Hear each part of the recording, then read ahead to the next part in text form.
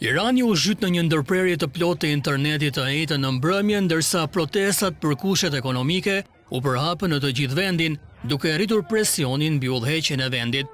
Regjimi i Republikës Islamike të Iranit e ka mbyllur internetin në përgjigje të protestave në të kaluarën. Grupet e të drejtave të njeriut thanë të njëjtën se forcat iraniane të sigurisë kishin vrarë të paktën 45 protestues, përfshirë 8 fëmijë, që nga fillimi i demonstratave në fund të dhjetorit. Shitësit e dyqaneve ju bindën thirrjeve nga 7 grupe politike kurde për një grev të përgjithshme të njëjtën, duke mbyllur dyert e tyre në rajonet kurde dhe 10 qytete të tjera të Iranit.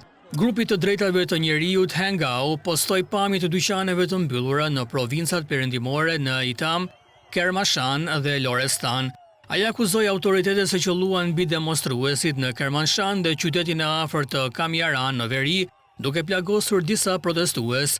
Demonstratat u përhapën në të 31 provincat e vendit të njëjtën, ndërsa lëvizja protestuese nuk tregoi shenja qetësimi.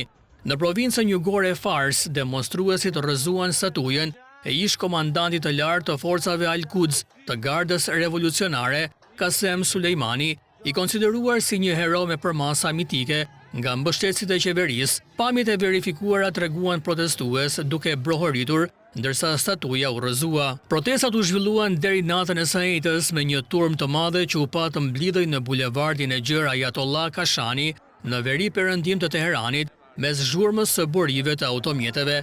Lëvizja protestuese është më e madhja në 3 vjet dhe ndonë se ende nuk ka arritur madhësinë e demonstratave Gruaja Jeta Liria të vitit 2022, ajo ka alarmuar udhëheqjen politike dhe të sigurisë së Iranit. Çmimi mesatar i ushqimeve është arritur me më shumë se 70% që nga viti i kaluar dhe i barnave me rreth 50% në të njëjtën periudhë kohore, duke nxitur zemërim në popullatën e Iranit.